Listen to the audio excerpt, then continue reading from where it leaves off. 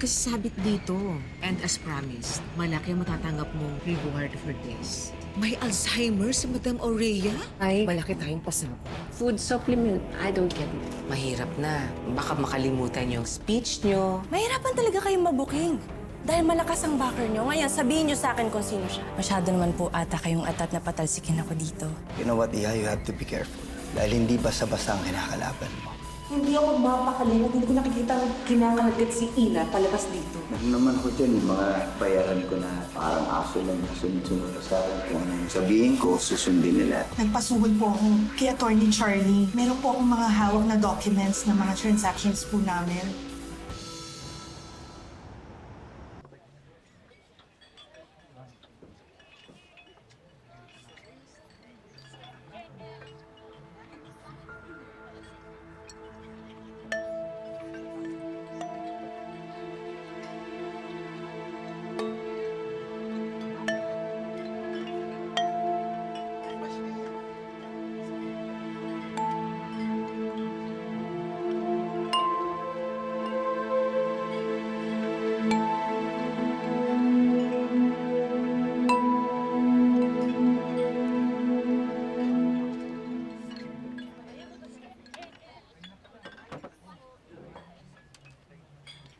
Today marks a very significant moment in my life as I celebrate with you all.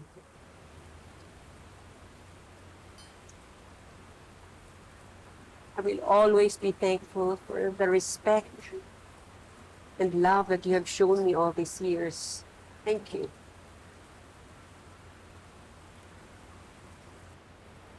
Pero panatag ang loob ko na iiwan kayo kahit na maraming pinagdadaanan ngayon ang kumpanya. Dahil alam ko, iiwan ko kayo sa isang mabait, matapat, magaling, at mapusong leader. Ina, alam ko lahat ng hinahangad mo para sa kumpanya magtatagumpay. Maraming salamat sa pagmamahal mo at malasakit.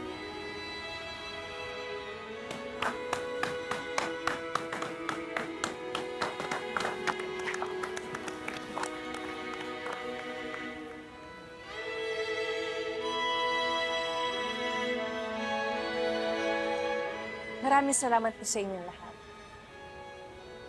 At lalo na po sa inyo, Lola Pinti. I will continue to uphold your rights and the reputation of this company. Katapatan at tiwala, yun ang pinaka-importante sa akin. Sisiguraduhin ko na magiging malinis ang pangalan ng kumpanya natin at walang lugar ang kasinungalingan at pagnanakaw under my leadership.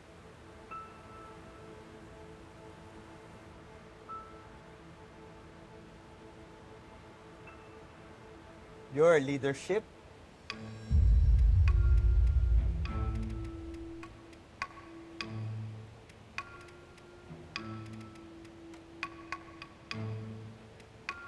Come on, Ina. Alam naman natin na isang malaking kasinungalingan yan dahil you're not qualified to be a CEO in this company.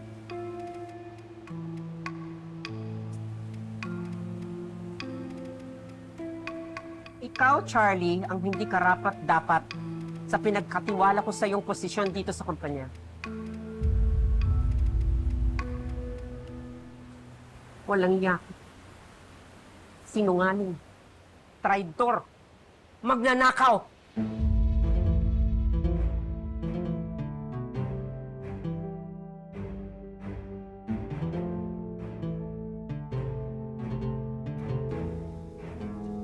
Sigurado ba kayo dyan sa mga sinasabi niyo, Ma'am Oria? Ako ba talaga yan? Or hindi kaya baka naman nalilito lang kayo sa mga pinagsasabi niyo? Or maaaring nakakalimutan niyo na? Do you even know who you are?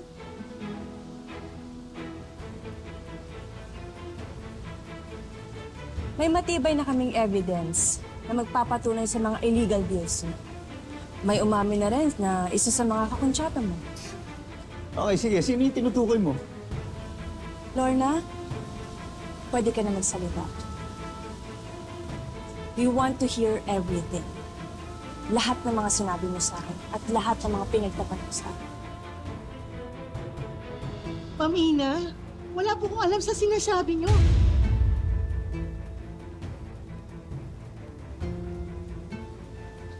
So, Ina, yun na yun? So, sino ngayon na napahiya sa mga pinaggagawa mo? Di ikaw rin. Hirap kasi sa'yo, ewan ko ba kung saan kali ka galing, putak ka ng putak na hindi mo alam yung mga sinasabi mo, hindi mo naman kayang patunayan. O di ikaw ngayon na napahiya. Ang hirap sa'yo, ginagamit mo pa yung mga empleyado para sirain ako. Lumayas ka, Charlie. Ngayon din, at huwag ka nang magpapakita sa amin. You are fired.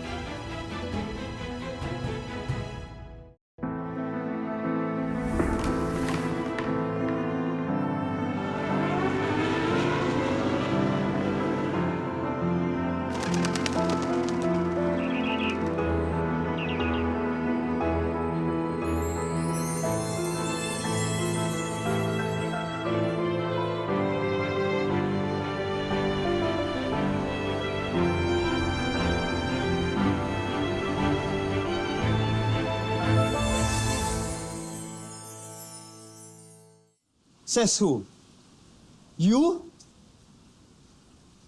Who give you the right para i-kick out ako dito? I'm still the CEO of this company.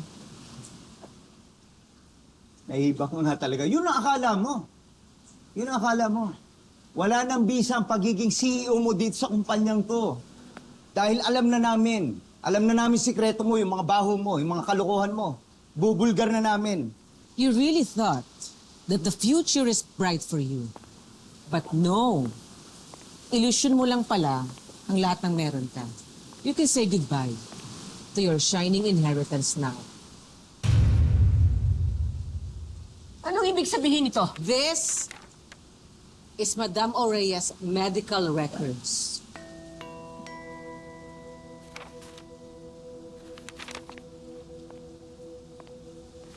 Everyone, para malinawan kayo lahat. I hate to say this, pero kailangan yung malaman na agad. Si Ma'am Oria ay may malalang sakit. May malalang sakit sa pag-iisip. She was diagnosed with Alzheimer's disease. Long before she granted Ina her shares in this company. At dahil dyan, wala nang bisa yung ginawa ni Ma'am Oria na deed of donation na ipinagkaloob niya sa'yo. So Ina, wala ka ng karapatan dito. Pwede ka nang umalis.